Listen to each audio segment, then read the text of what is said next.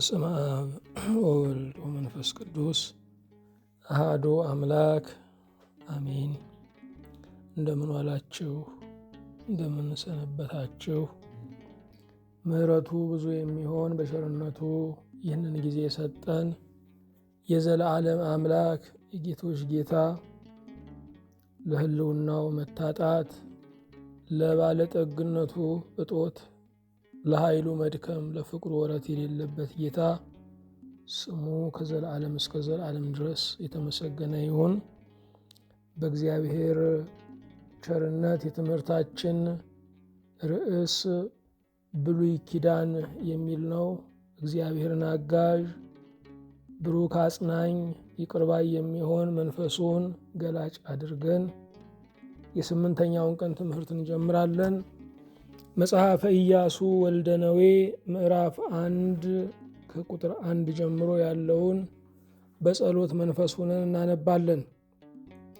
እንዲህም ሆነ የእግዚአብሔር ባሪያ ሙሴ ከሞተ በኋላ እግዚአብሔር የሙሴን አገልጋይ የነዌን ልጅ ኢያሱን እንዲህ ብሎ ተናገረው። ባሪያዬ ሙሴ ሞቷል። አሁንም አንተና ይህ ሕዝብ ሁሉ ተነስታችሁ ለእስራኤል ልጆች ወደምሰጣቸው ምድር ይህን ዮርዳኖስን ተሻገሩ። ሁሉን የያዝ ሁሉን የምትገዛ የጌታችን የመድኃኒታችን የኢየሱስ ክርስቶስ አባት እግዚአብሔር ሆይ እናመሰግንሃለን። አንተ ለብዙ ትውልዶች አባት ነህና እረኝነትህም ያሰማራል፣ ይሰበስባል፣ ጠዋትና ማታውንም ይቆጣጠራል፣ ልደትና ሞትንም ይሰለጥንበታል። አቤቱ አምላካችን ሆይ በእውነት እናመሰግንሃለን። የምታሻግር እግዚአብሔር፣ የነደደውን ታጠፋለህ፣ የጠፋውን ትመልሳለህ፣ የሞላውን ታነጥፋለህ፣ አላሳልፍ ያለውን ማዕበል እንደ ሕፃን ትገሥጸዋለህ። አንተ ከፈተናችን፣ አንተ ከተፈጥሮ ንቅናቄ፣ አንተ ከስህተታችን፣ አንተ ከልክነታችንም በላይ ስለሆንክ ጌታ እግዚአብሔር ሆይ ምስጋና እናቀርብልሃለን። ሁሉንም የምትይዝ ጌታ እግዚአብሔር ሆይ ሙሴን ወስደ ኢያሱን የምትተካ ሕዝብህን ያለ መሪ ልጆችህን ያለ ወዳጅ የማትተው እግዚአብሔር ሁል ጊዜ በሥራ ላይ ስለሆንክ አንተን ብቻ ማመን፣ ወደ አንተ ብቻ ማንጋጠጥ፣ አንተን ብቻ መጠበቅ ትርፋለውና አቤቱ እኛ የእጅህ ምጽዋተኞች እናመሰግንሃለን። የሁሉ ጌታ እግዚአብሔር ሆይ ስለ ቸርነትህ እግሮቻችንን በሰላም መንገድ ያቀና ርስተ መንግሥተ ሰማያትን ከፊት ለፊታችን ያዘጋጀህልን የደከመውን መንፈሳችንን እንደገና በተስፋ እንዲንሰራራ ያደረግህ የሞትንም ጠረን ከላያችን ላይ የወሰድህ ጨለማውንም ቀን በብርሃን ያጠመቅህ እግዚአብሔር ምስጋና እናቀርብልሃለን። ስለ ቸርነትህ እኛንና ትውልዳችንን ሁሉ በምሕረትህ እንድታስብ የጉብኝት፣ የመዳን፣ የመፈወስ፣ የመሻገር ቀን እንዲሆን አቤቱ እንማልድሃለን። እኔን ባሪያህንና በፊትህ ያሉትን እነዚህን ባሪያዎችህን ሁሉ በጽኑ ይቅርታ እንድታስበን በምትሰራበትም ቀን ገንዘቦችህ እንድታደርገን የክብርህ መገለጫ አደባባዮችህ እንድታደርገን አቤቱ እንማጸናለን። ስለ ቸርነትህ ከታላቁ ጀምሮ እስከ ታናሹ አገሪቱን ከሚመራው ጀምሮ እስከ መጨረሻው ጠባቂ ድረስ ያለውን ሕዝብህን፣ ወዳጆችህን፣ በስምህ የተጠሩትን በከተማ እስከ ዳር ድንበር ያለውን ሁሉ በሰላምህ፣ በበረከትህ፣ በመግቦትህ፣ በአስታዋሽነትህ ዛሬ እንድትጎበኘው እንማጸናለን። የሁሉ ጌታ እግዚአብሔር ሆይ ስለ ቸርነትህ የበረታብንን ኃጢአት፣ ሥጋና ዓለም፣ ሰይጣንና ልዩ ልዩ ትግሎችን ሁሉ ድል እንድትነሳልን፣ አእምሮአችንን ያንተ ገንዘብ እንድታደርግልን፣ በስሜታችን ላይ አንተ የበላይ እንድትሆን፣ በፈቃዳችን ላይ ፈቃድህ እንዲሰለጥን እግሮቻችንን ወደ ቀደምክበት እንድንሰነዝር፣ እጆቻችንን በስምህ መዝራትን እንዳይታክቱ፣ በአንደበታችንም ምስጋና እንደ ምንጭ እንዲፈልቅ፣ ዓይኖቻችንም የምታየውን ብቻ እንዲያዩ፣ ጆሮዎቻችንም የቃልህ ጥማተኞች እንዲሆኑ አቤቱ እንማጸናለን። በፊትህ በቆምን ጊዜ እንድናስባቸው አደራ ያሉንን ወንድሞቻችንን፣ እህቶቻችንን፣ እናት አባቶቻችንን ሁሉ በዓይነ ምሕረት እንድትመለከትልን፣ የታመመው እንዲድን፣ የወደቀው እንዲነሳ፣ ያጣው እንዲያገኝ፣ የሄደው እንዲመለስ፣ የካደው ወደ አሚነ ሥላሴ እንዲመለስ አቤቱ እንማጸናለን። ስለ ቸርነትህ በሰላም ጀመረን እስከምንፈጽም ጥበቃህ በዙሪያችን፣ ማዳን ምሕረትህ በመካከላችን ትሆንልን። በሀገራችን ላይ ያለውን ጦርነትን ሁሉ፣ ሁከትን ሁሉ፣ ችግርን ሁሉ፣ የኑሮ ውድነትን ሁሉ፣ መፈነቃቀልን፣ መመሰቃቀልን ሁሉ፣ የሚሰሙ ብርቱ የሆኑ በሽታዎችን ሁሉ አቤቱ እንድትገስጽልን፣ ከምሕረት ከጉብኝት ሀገር ከሚድንበት ዘመን እንድታደርሰን አቤቱ እንማጸናለን። ዓይነ ልቡናችንን እንድትገልጽልን፣ የምንማረውን የምናነበውን ለማስተዋል እንድታበቃን አቤቱ እንጸልያለን። በጌታችን በኢየሱስ ክርስቶስ በእርሱ ያለ ክብር ጽን ለአንተ ይገባሃል። ከእርሱ ጋራ ከመንፈስ ቅዱስም ጋራ ትክክል የሚሆን ዛሬም ዘወትርም ለዘላለሙ አሜን። የእግዚአብሔር የአምላካችን ስሙ የተመሰገነ ይሁን። ርዕሳችን ብሉይ ኪዳን የሚል ነው።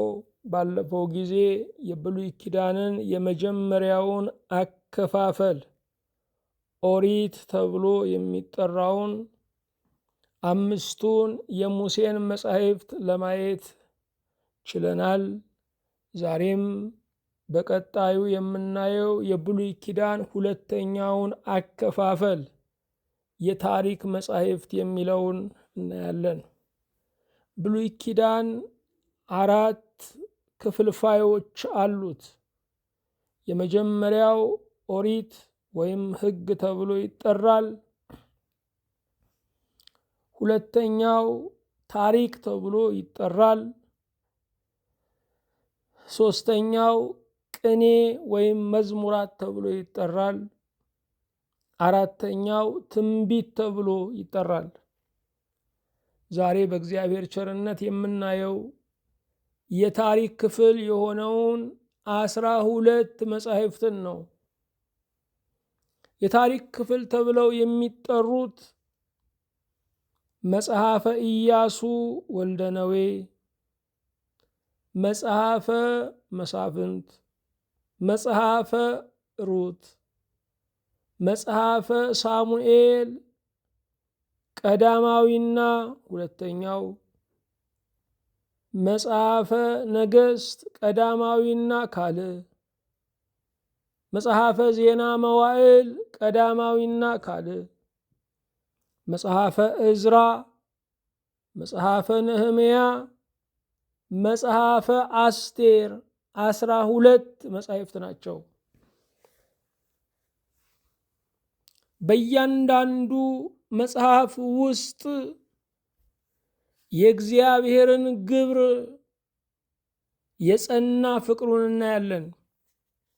መጽሐፈ ኢያሱ ወልደ ነዌ እግዚአብሔር ቃሉን ይፈጽማል ይለናል። መጽሐፈ መሳፍንት እግዚአብሔር ይታደጋል ይለናል።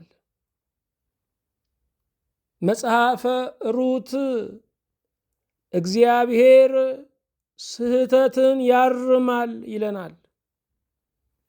መጽሐፈ ሳሙኤል ቀዳማዊ እግዚአብሔር መሪ ይሰጣል ይለናል።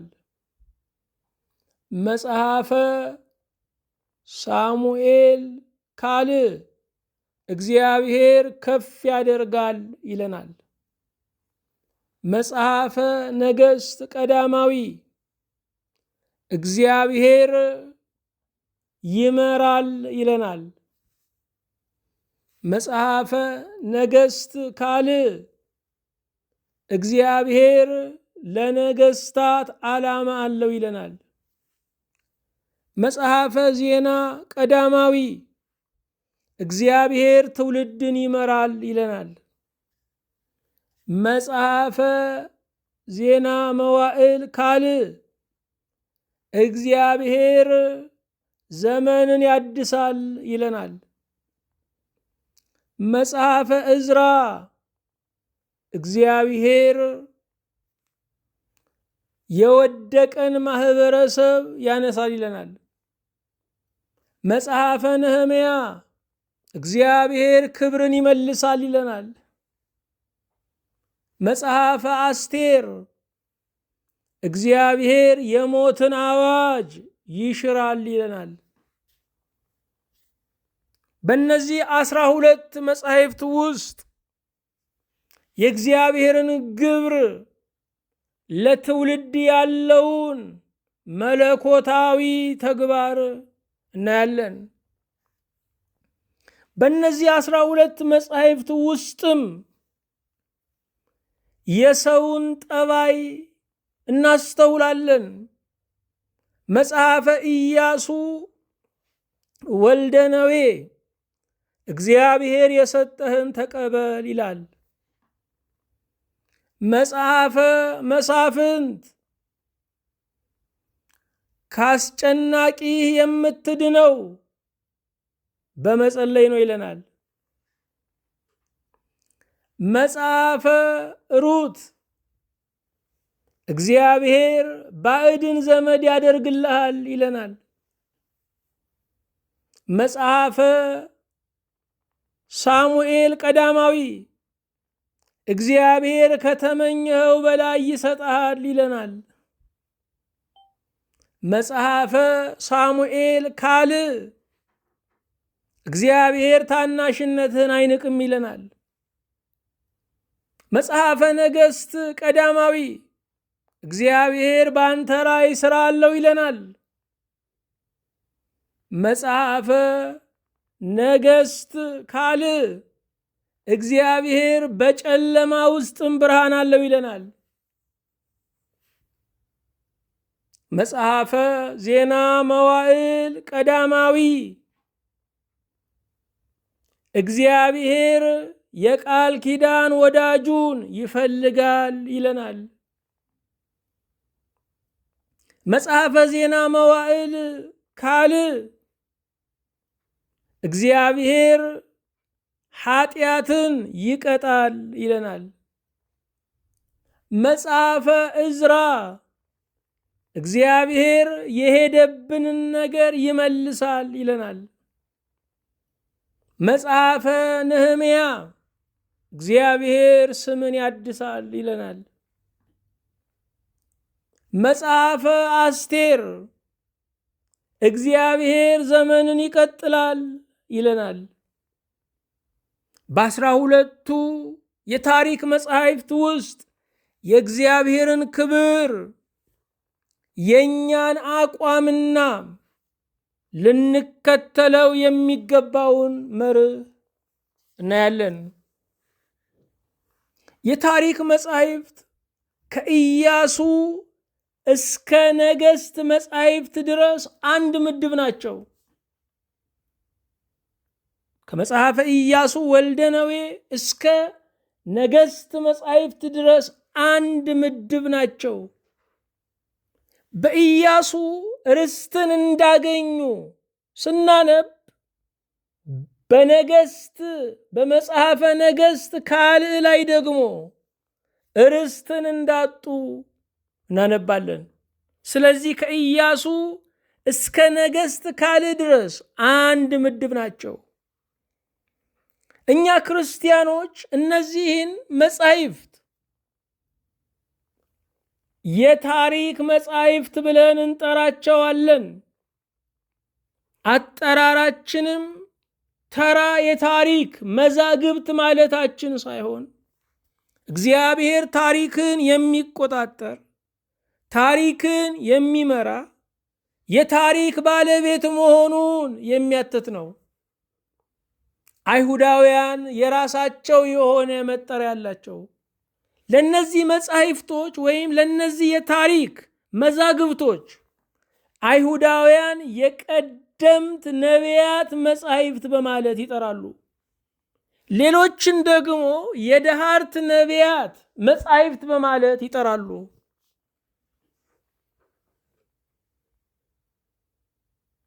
የአይሁዳውያን የቀደምት ነቢያት መጻሕፍት ብሎ መጥራት፣ የኛ ደግሞ የታሪክ መጻሕፍት ብሎ መጥራት አይቃረንም ወይ? በታሪክ ውስጥ ትንቢት አለ፣ በትንቢት ውስጥም ታሪክ አለ። ስለዚህ አይቃረንም። በዚህ ምክንያት ክርስቲያኖች እነዚህን 12 መጻሕፍት የታሪክ መጻሕፍት ሲሉ፣ አይሁዳውያን ደግሞ የቀደምት ነቢያት መጻሕፍት በማለት ይጠሯቸዋል። አሁን ወደ መጻሕፍቱ ነው የምንገባው። ከታሪክ መጻሕፍት ዝርዝሮች የመጀመሪያው መጽሐፈ ኢያሱ ወልደ ነዌ ነው። ወልደ ነዌ ማለት የነዌ ልጅ ማለት ነው። የነዌ ልጅ የኢያሱ መጽሐፍ ማለት ነው። ኢያሱ በሚል ስያሜ የሚታወቁ ሌሎች ሰዎችም ስላሉ ለመለየት መጽሐፈ ኢያሱ ወልደ ነዌ ተብሏል። መጽሐፉ እግዚአብሔር ለአብርሃም የሰጠው ተስፋ መፈጸሙን የሚናገር ነው።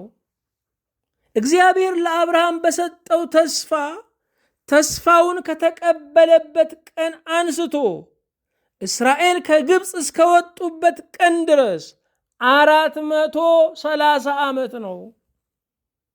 በምድረ በዳ ላይ 40 ዓመት ተንከራተዋል። ከ40 ዓመት በኋላ በኢያሱ መሪነት የተስፋይቱን ምድር ወርሰዋል።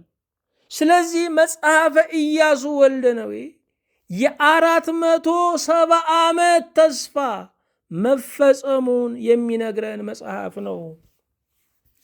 ዘመናት ረጅም ቢሆኑም እግዚአብሔር ቃሉን ለመፈጸም ዳተኛ አይደለም። እኛ ዘመናት በነጎዱ ቁጥር ቃላችንን ለማጠፍ፣ ተስፋችንን ለማረሳሳት፣ ከሙቀታችን ለመብረድ በጣም ቅርብ ነን። እግዚአብሔር ግን በመናገሩና በመፈጸሙ መካከል ምንም አይነት ክፍተት የለም።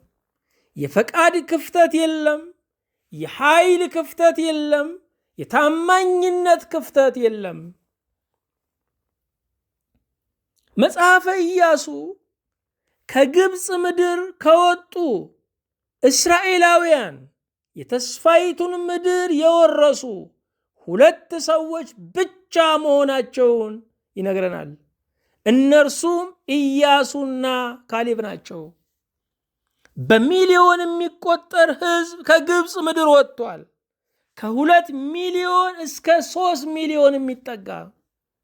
ያ ሁሉ ግን በምድረ በዳ እንደ ቅጠል ረግፎ እንደ በረዶ ሟሙቶ ቀርቷል። የተስፋይቱን ምድር የወረሰው በምድረ በዳ የተወለደው ልጅ ነው። እግዚአብሔር አምላክ 40 ዓመት በምድረ በዳ ላይ እንዲቆዩ ለምን አደረገ? የ11 ቀን መንገድ ለምንድን ነው 40 ዓመት ሊፈጅ የቻለው? ወይም በሌላ አገላለጽ የ40 ቀን መንገድ ለምንድን ነው 40 ዓመት ሊፈጅ የቻለው? የመጀመሪያው በእስራኤል አለማመን ነው። ሁለተኛ እግዚአብሔር ባለማመን ምክንያት በምድረ በዳ ላይ ያታከተው ያ ሕዝብ የተሰጠውን ዕድሜ ይጨርስ ብሎ ነው። ስለዚህ ከግብፅ ምድር ሲወጣ 20 ዓመቱ የነበረው ሰው 40 ዓመት በምድረ በዳ ላይ ቆይቶ በ60 ዓመቱ ይሞታል። በ40 ዓመቱ የወጣ 40 ዓመት በምድረ በዳ ላይ ቆይቶ በ80 ዓመቱ ይሞታል። እግዚአብሔር የሰጠውን ዕድሜ መና እየበሉ እንዲጨርሱ የራራበትም ነው። የ40 ዓመቱ መንከራተት ቅጣት ብቻ አይደለም፣ በውስጡም ምሕረት ነበረው። ኢያሱ ከሙሴ ቀጥሎ የመራና ፍጻሜውን ያየ ነው። ኢያሱ የሙሴ ደቀ መዝሙር ነው። ኢያሱ የሙሴ ረድ ነው። ሙሴ እንዴት ከእግዚአብሔር ጋር ግንኙነት እንደነበረው እየተመራ ይመራ እንደነበረ አይቷል። ለመምራት እግዚአብሔርን መሪ ማድረግ ወሳኝ መሆኑን አይቷል። ኢያሱ ከሙሴ ጋር አነስተኛ ብይኖችንና ውሳኔዎችን፣ ተልእኮችን በመወጣት መሪነትን ተለማምዶ ነበረ። ወደ ታላቁ እርከን ከመድረስ በፊት ታናናሽ ድርሻዎችን መለማመድ ያስፈልጋል። ላልተማረ ሰው ይባላል። ላልተማረ ሰው ማለት ልምድ ለሌለውም ነው። ላልተማረ ሰው ክህነት መስጠት ለእብድ ሰይፍ መስጠት ነው ይባላል። ህዝቡን ጨርስ ተብሎ እድገት መኖር አለበት። ዛሬ ጳጳሳት ሲሾሙ ወዲያውኑ ሊቀ ጳጳስ የሚል ስያሜ እንሰማለን። እንደ ጥንቱ ከሆነ ሊቀ ጳጳስ ፓትርያርኩ ነው። ነገር ግን ሊቀ ጳጳስ ተብሎ ሲጠራ በስሩ ጳጳሳት መኖር አለባቸው። ይሄ እስካሁን ቤተ ክርስቲያን ተግባራዊ ያላደረገችው ግን ስሙን የያዘችው ነገር ነው። እነዚህ ጳጳሳት በየወረዳው ላይ የሚመደቡ፣ እነዚህ ጳጳሳት ከሊቀ ጳጳሱ የአመራር ልምድን የሚቀስሙ፣ በሲኖዶስ ላይ ድምፅ አልባ አባል ሆነው የሚቀመጡ ናቸው። ዛሬ ሊቀ ጳጳስ የሚለው ስያሜ አለ፣ በስሩ ግን ኤጲስቆጶሳት የሉም።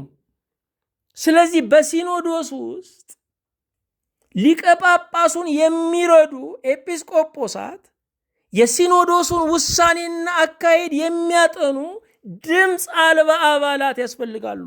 ይሄ ኢያሱን መሆን ነው። እንደዚህ አይነት ኢያሱዎች ካሉ ሀገርን ያደርሳሉ፣ ትውልድን ያደርሳሉ፣ ከተስፋው ፍጻሜ ያበቃሉ። ስለዚህ ሰው ሁልጊዜ እርከኑን እየጠበቀ ማደግ አለበት። ከላይ ቁጭ በል ሲሉት በአንድ ጊዜ እሺ ማለት የለበትም። ዕለቱን ተዘርቶ ዕለቱን ታጭዶ ዕለቱን በስሎ ዕለቱን ምግቡን ሲባል እምቢ ማለት አለበት። ኢያሱ ከሙሴ ቀጥሎ እስራኤልን የመራ ነው። ሙሴ አስጀመረ፣ ኢያሱ ፈጸመ። ሙሴ ያስጀመረውን ኢያሱ ፈጸመ። ፈጽመን ከሆነ ያስጀመሩ አሉ፣ ጀምረን ከሆነ የሚፈጽሙ አሉ። እግዚአብሔር ሕያው ሆኖ ስራውን ይቆጣጠራል። ሕያዋን ባልሆኑ ሰዎች እግዚአብሔር፣ ሟች በሆኑ ሰዎች እግዚአብሔር ይጀምራል፣ ይፈጽማል። ስለዚህም በመንፈሳዊው ዓለም ላይ መንፈሳዊ ተግባር የምንለው እንደ ዱላ ቅብብሎሽ ነው። እልፍ እናደርገዋለን እንጂ እኛው አልፋ ኦሜጋ የሆንበት ምንም መንፈሳዊ ተግባር የለም። እኔ ጀምሬዋለሁ፣ ሌላው ይፈጽመዋል። እኔ ፈጽሜዋለሁ፣ አባቶቼ ጀምረውታል ማለት አለብን። እኔ ፈጽሜዋለሁ፣ አባቶቼ ጀምረውታል ስንል ትሑታን እንሆናለን። እኔ ጀምሬዋለሁ፣ ሌላው ትውልድ ይፈጽመዋል ስንል ባለ ተስፋ እንሆናለን፣ ባለ ራእይ እንሆናለን። ኢያሱ ፍጻሜውን ያየ ነው። እግዚአብሔር ቃሉን አክባሪ አምላክ መሆኑን ያየ ነው። እግዚአብሔር ተስፋውን የሚፈጽም አምላክ መሆኑን ያየ ነው። ለአብርሃም፣ ለይስሐቅ፣ ለያዕቆብ የገባውን ኪዳን የጠበቀ አምላክ መሆኑን ያየ ነው። ኢያሱ ማለት የስሙ ትርጓሜ ያህዌ አዳኝ ነው፣ መድኃኒት ነው ማለት ነው። ኢየሱስ ከሚለው ከታላቁ ከጌታችን ስም ጋር በትርጓሜ ይመሳሰላል።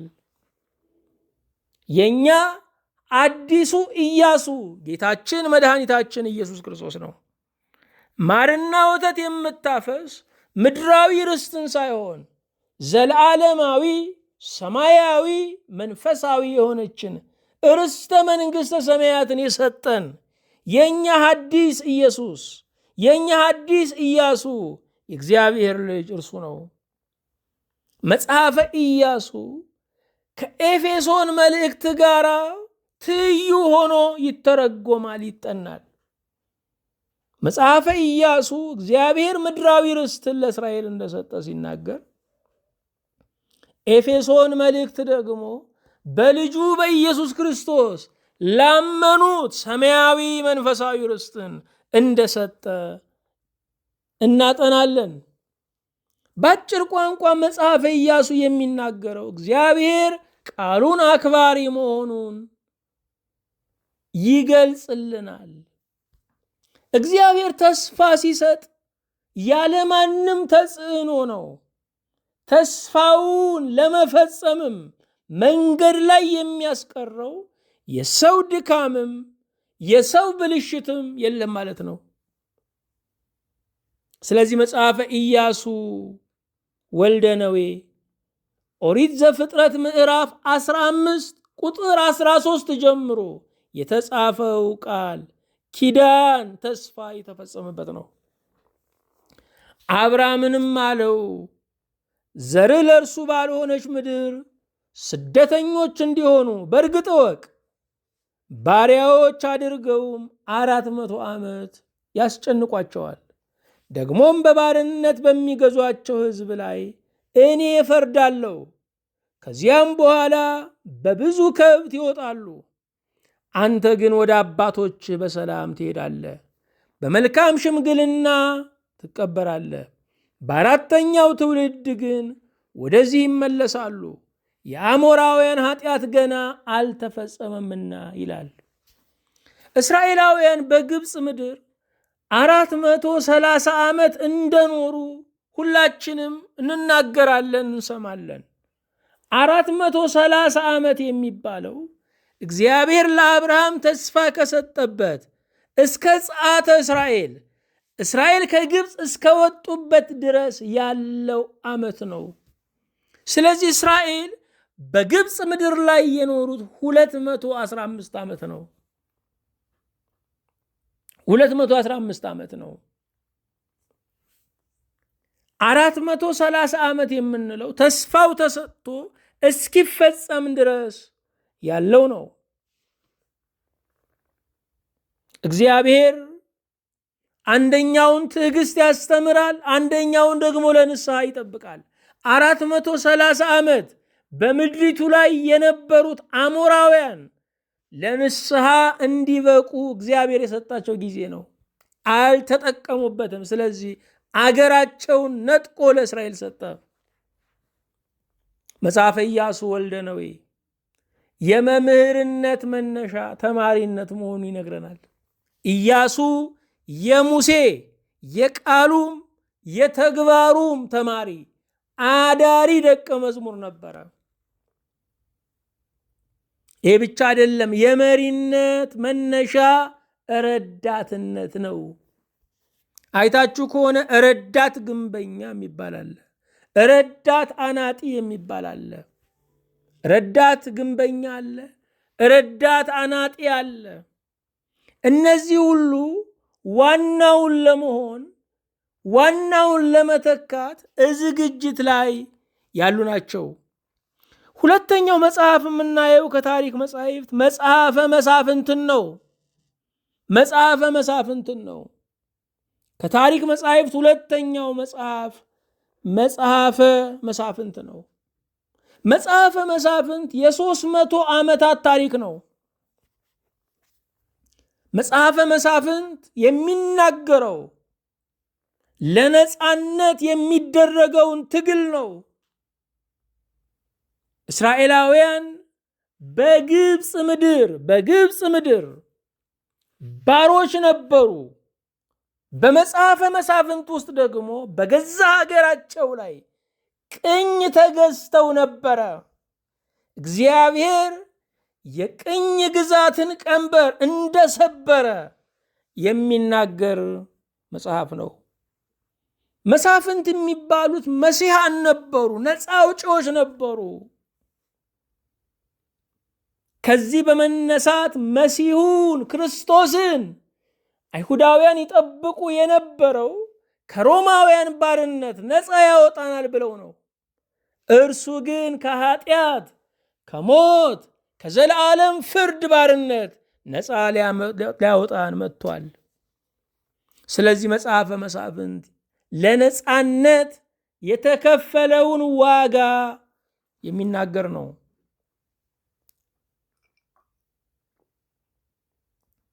ነፃነት የእግዚአብሔር ስጦታ ነው። ነፃነት የምድር ገዢዎች የሚሰጡን አይደለም። ምናልባት የምድር ገዢዎች እግዚአብሔር የሰጠውን ነፃነት ያስጠብቁ ይሆናል። የነፃነታችን ምንጭ ግን እግዚአብሔር ነው።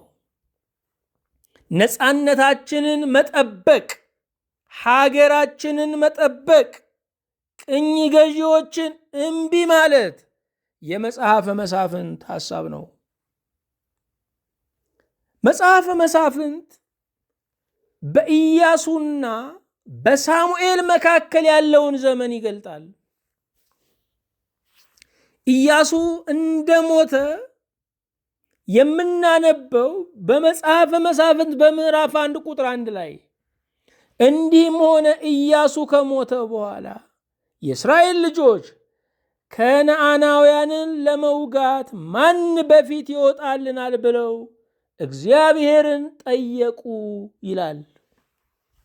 ስለዚህ ከኢያሱ ሞት እስከ ሳኦል የመጀመሪያው የእስራኤል ንጉሥ መንገስ ድረስ የሚናገር ነው መጽሐፈ መሳፍንት።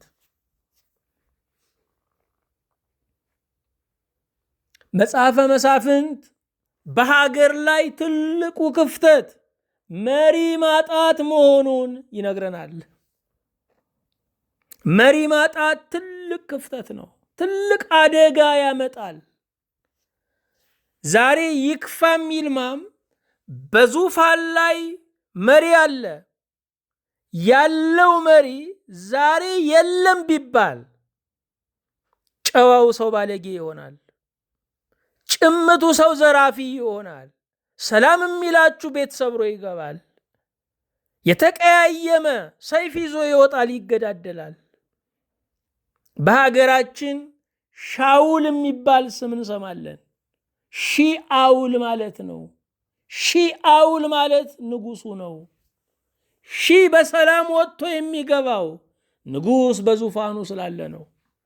ስለዚህ ከዙፋኑ ንጉሱን፣ ከመንበሩ ካህኑን፣ ከወንበሩ መምህሩን እንዳያሳጣብን መጸለይ ያስፈልጋል። ትልቁ የሀገር ክፍተት መሪ ማጣት ነው።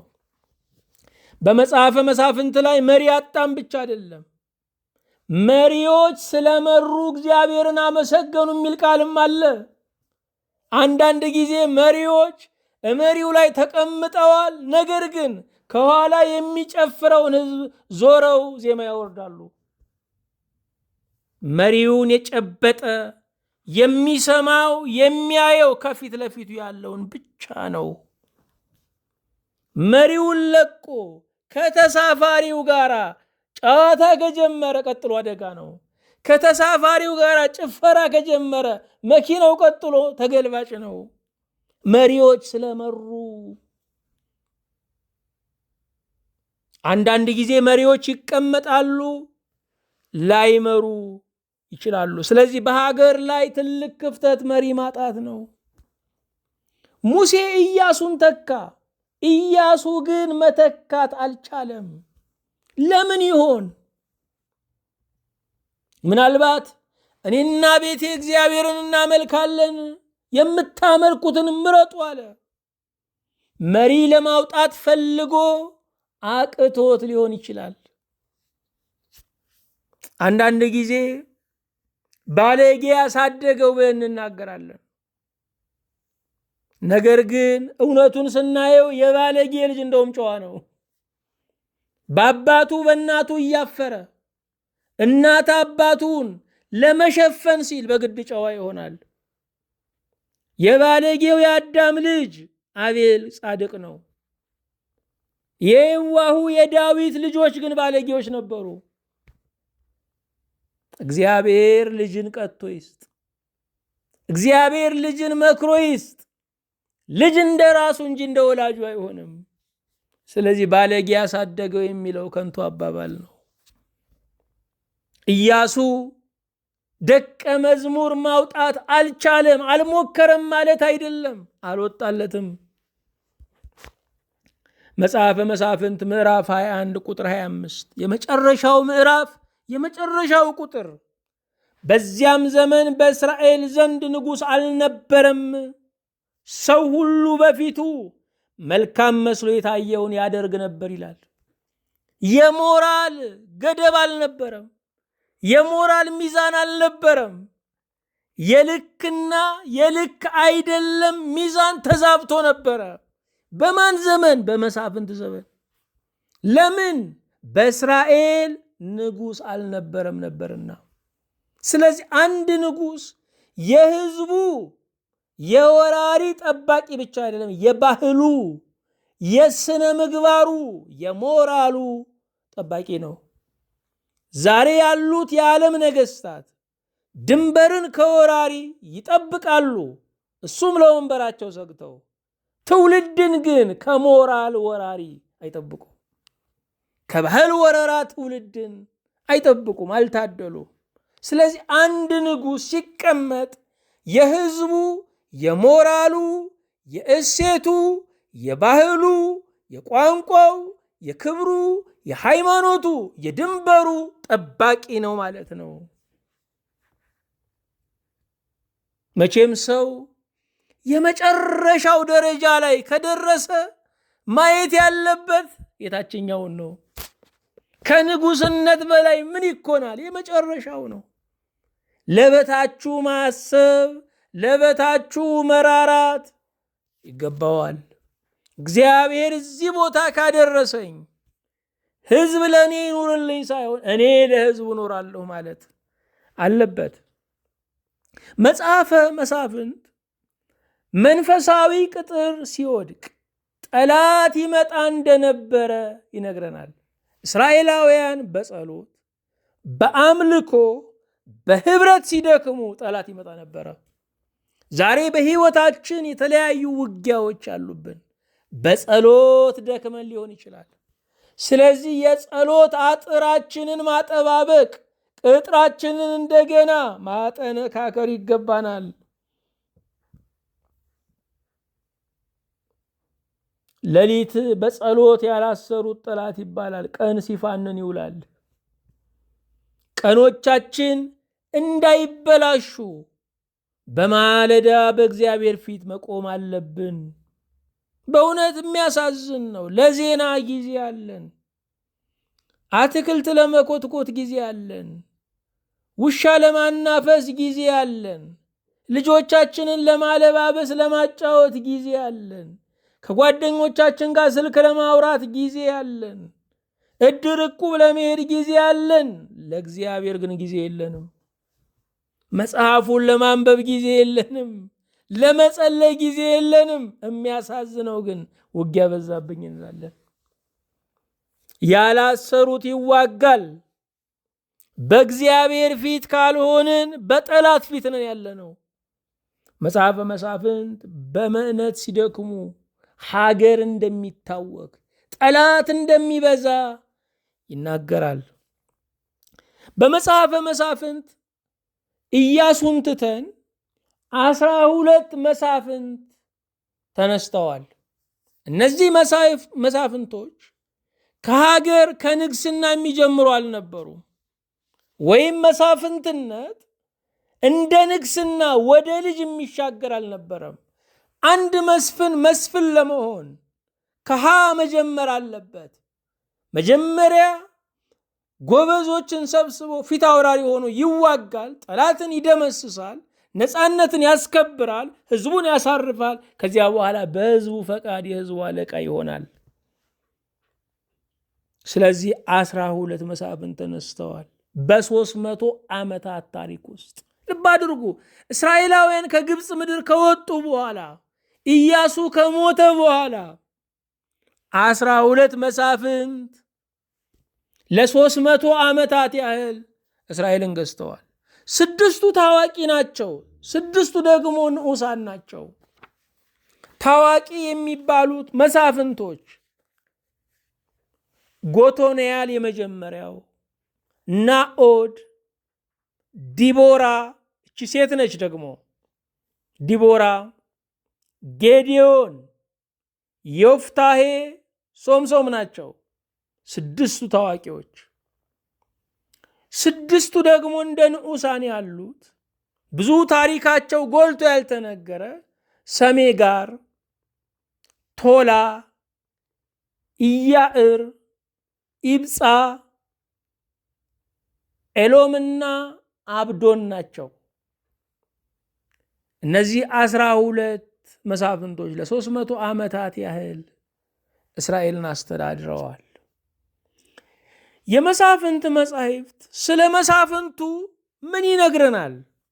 3 ነገር ይነግረናል። የመጀመሪያ በችግር ቀን እግዚአብሔር ልኳቸዋል። በጭንቅ ቀን የተገኙ ሰዎች ናቸው። በጭንቅ ቀን እግዚአብሔር የሚልክልን ሰዎች አሉ። የኛ መሲሐን ናቸው። የኛ ታዳጊዎች ናቸው። የኛ መላእክት ናቸው። የኛ ነቢያት ናቸው። በጭንቅ ቀን የምናገኛቸው ሰዎች አሉ። መቼም ጭንቅ ቀን የምንጠብቀውን ያሳጣናል፣ የማንጠብቀውን ያመጣልናል። የጭንቅ ቀን አስገራሚነቱ ይሄው ነው። ሁለተኛ መሳፍንቱ የእግዚአብሔር መንፈስ አግዟቸዋል። መጽሐፈ መሳፍንትን ስታነቡ እያንዳንዱ መስፍን ለውጊያ ሊወጣ ሲል የእግዚአብሔር መንፈስ በኃይል ወረደበት ይላል። ስለዚህም የድሉ ምስጢር እግዚአብሔር ነው። ሶስተኛ እያንዳንዱ መስፍን ድልና እረፍትን ለእስራኤል ሰጥተዋል። ከዚያ በኋላ ነው የሚነግሱት። ድልን ካመጡ እረፍትን ካመጡ በኋላ ገዢ ይሆናሉ። ችም ገዢ ሕዝቤን እንዴት ላባን ነው አይልም። ገዢ እንዴት ሕዝቤን እንቅልፍ ልንሳው፣ እንዴት ጉዳይ ልስጠው አይልም። የሚያሳርፍ ነው። መጽሐፈ መሳፍንት ምንድን ነው የሚገልጽልን ነገር? ያለመታዘዝ ውጤትን ነው የሚገልጽልን። ካልታዘዝን የገዛ ተፈጥሯችን ጠላት ይሆንብናል። ተፈጥሮ ያምጽብናል። በዙሪያችን ያሉ የማያምኑ ይነሳሱብናል። ቀኑ ዓመቱ ከቢድ ይሆንብናል። ይሄ ብቻ አይደለም። ቅኝ ገዢዎችን መፋለምን፣ ነፃነትን ሊያሳጡ የመጡትን መፋለምን ይገልጻል።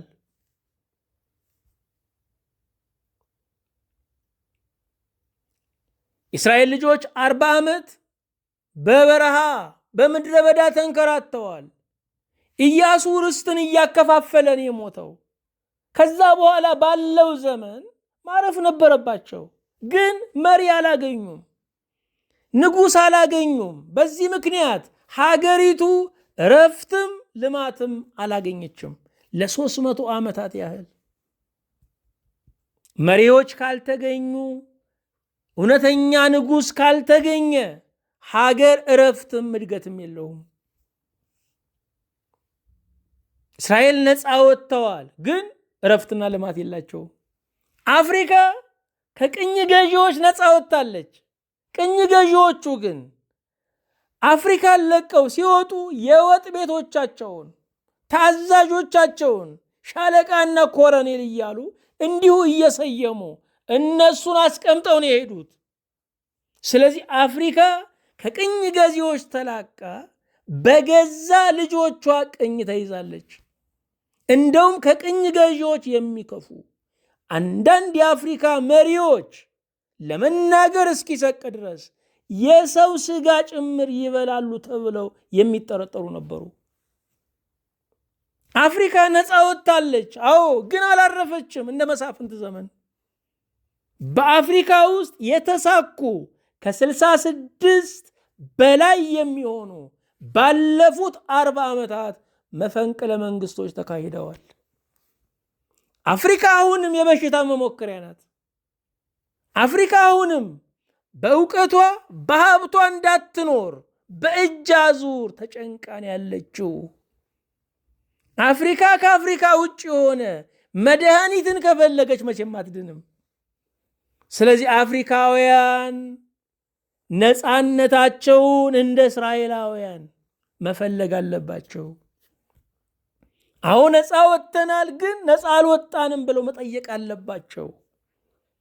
በገዛ ልጆቻችን እስከ መቼ ነው የምንገረፈው ማለት አለባቸው። ሀብታችንን እግዚአብሔር የሰጠንን በረከት እውቀትና እሴታችንን እንዴት ነው የምንጠቀመው ማለት አለባቸው። መጽሐፈ መሳፍንት ይህን ይነግረናል። መቼም የአፍሪካ ካርታ ራሱ ዝም ብላችሁ ስትመለከቱት የጥያቄ ምልክት ነው። ከስር ያቺ ዶቷ ነጥቧ ማዳጋስካር አለች። አፍሪካ ብዙ ጥያቄ አላት። መልሱ ምዕራባውያን አይደሉም። መልሱ ሳይንስ አይደለም። መልሱ ቴክኖሎጂ አይደለም። መልሱ ስልጣኔ አይደለም። መልሱ ክርስቶስ ነው። የስልጣኔ መጨረሻው አለመሰልጠን ነው። ሰልጥነን አልጋ ላይ እንወጣለን፣ እንደገና ተመለሱ መሬት ተኙ እንባላለን። ሰልጥነን ጫማ እናደርጋለን፣ አይደለም አፈር መርገጥ አለባችሁ ተብለን ባዶ እግር ሂዱ እንባላለን። ሰልጥነን ያማረ ምግብ የጣፈጠ እንበላለን፣ አይደለም ወደ ጥንቱ ተመለሱ እንባላለን። ስለዚህ የስልጣኔ መጨረሻው ወደ ቀድሞ መመለስ ነው። ሶማሌዎቹ የሚሉት ነገር አለ፣ የሚዘልን ታች ሆነ ጠብቀው ይላሉ። የሚሄደው ሄድን የሚባለው ጨረቃ ላይ ወጣን የሚባለው መውረዱ አይቀርም። ከፍ እንዳለ የሚኖር የምናመልከው ጌታ ብቻ ነው። ምንም ጉዳት የሌለበት ስልጣኔ ከፍታ ክርስቶስ ብቻ ነው። ዛሬ የሰው ልጅ በገዛ ስልጣኔው እንዳይጠፋ ጭንቀት ውስጥ ነው ያለው። ዓለም የታጠቀችው የኒኩለር አረር፣ ዓለም የታጠቀችው የከባድ መሳሪያ ብዛት ይችን ዓለም 20,000 ጊዜ ያህል ደጋግሞ የማጥፋት አቅም አለው። ስለዚህ የሰው ስልጣኔ ከቦምብ የሚያልፍ አልሆነም። የሰው ስልጣኔ በሽታን እንደ መዋጊያ ከመልቀቅ የሚያልፍ አልሆነም። እውነተኛ ስልጣኔ የተሰቀለውን ክርስቶስን ማወቅ፣ እውነተኛ እድገት ለክርስቶስ ፍቅር መሸነፍ ነው። መጽሐፈ መሳፍንት እግዚአብሔር ነፃነትን የሚሰጥ እያንዳንዱ ሰው ደግሞ ለነፃነቱ ዘብ የሚቆም መሆኑን ይነግረናል። ለአምላካችን ለእግዚአብሔር ምስጋና ይሁን። እንቀጥላለን። መጽሐፈ ኢያሱ ወልደ ነዌን መጽሐፈ መሳፍንትን ለማየት ሞክረናል። በሚቀጥለው ጊዜ ከመጽሐፈ ሩት አንስተን ቀጣዩን የብሉይ ኪዳንን የታሪክ ክፋይ፣ የታሪክ ክፍል፣ የታሪክ ምድብ እናያለን። ምስጋና ለእግዚአብሔር፣ በረከት ለእኛና ለሕዝባችን ይሁን። አቤቱ ጌታ እናመሰግንሃለን። ጥንት የነበርክ ዛሬም ያለ ለዘላለም የምትኖር ለልቀትህ መግለጫ ለጥልቅነትህ ማብራሪያ የሌለህ ጌታ በእውነት እናመሰግንሃለን። እግዚአብሔር የዘመናት አምላክ ሆይ በኃያላን መንግስታት በቀጥታም በእጅ አዙርም ጌታ ሆይ ቅኝ ተይዘው እየተጨነቁ ያሉ አገሮችና ህዝቦችን ዛሬ ነፃ እንድታወጣ እንማልድሃለን። ጌታ ሆይ ህዝቦችን ከጨካኝ ገዢዎች፣ አጋንንት ከሚያማክራቸው የምድር አዛዦች ነፃ እንድታወጣ በምድር ላይ አንተ የሰጠኸው የማሰብ የመናገር የመንቀሳቀስ መብትን ከሚገድቡ ከአላውያን ነገስታት ሁሉ የሰው ልጆችን እንድትሰውር እንማጸናለን። ስለ ቸርነትህ ስለ ምሕረት ታላቅነት በየሀገሩ ያለውን አልጋ እንድታጸና፣ የቅን መሪዎችን እንድታስቀምጥ፣ የቅን ፈራጆችን እንድታበዛልን እንማጸናለን። ሀገራችን ኢትዮጵያን የሚመሯትን ሁሉ በቸር እንድታስብ፣ ቀጣዩ ዘመናችንም የምህረት የጉብኝት እንዲሆን ከሚፈራ ከሚሰጋ ሁሉ በአንተ እንድንድን አቤቱ እንማጸናለን። በጌታችን በኢየሱስ ክርስቶስ በእርሱ ያለ ክብር ጽን ለአንተ ይገባሃል። ከእርሱ ጋራ ከመንፈስ ቅዱስም ጋራ ትክክል የሚሆን ዛሬም ዘወትርም ለዘለዓለሙ አሜን።